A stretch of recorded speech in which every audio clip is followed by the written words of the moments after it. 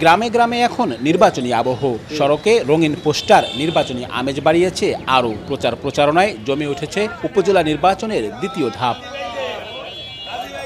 এই পর্বে খুলনা বিভাগের 10 জেলার 25 উপজেলায় ভোট গ্রহণ অনুষ্ঠিত হবে, যেখানে চেয়ারম্যান পদে লড়ছেন 90 জন প্রার্থী। প্রথম ধাপের নির্বাচনে খুলনা বিভাগে বিএনপির কোনো নেতাকর্মী প্রার্থী না থাকলেও এবার খুলনার ফুলতলা, দিঘলিয়া ও মেহেরপুরের গাংনীতে 3 জন চেয়ারম্যান পদে লড়ছেন। এছাড়া ভাইস চেয়ারম্যান, মহিলা ভাইস চেয়ারম্যান পদে রয়েছেন আরও 9 জন প্রার্থী।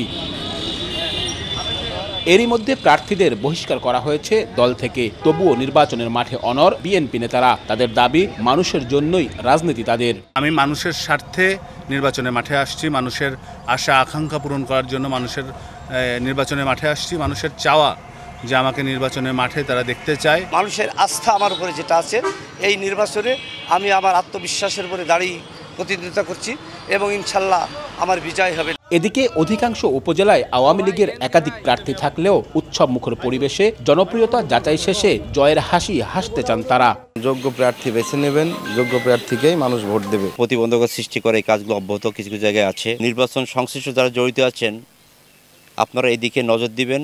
তৃতীয় ও চতুর্থ ধাপেও খুলনা বিভাগের অন্তত 15 জন বিএনপি নেতাকর্মী চেয়ারম্যান সহ বিভিন্ন পদে মনোনয়নপত্র সংগ্রহ করেছেন। আব্দুল্লাহ আল মামুন রুবেল, সময় সংবাদ, খুলনা। স্বাস্থ্য এবং স্বাদের মধ্যে চমৎকার একটা ব্যালেন্স করে পীর প্রিমিয়াম আয়োডাইজড লবণ।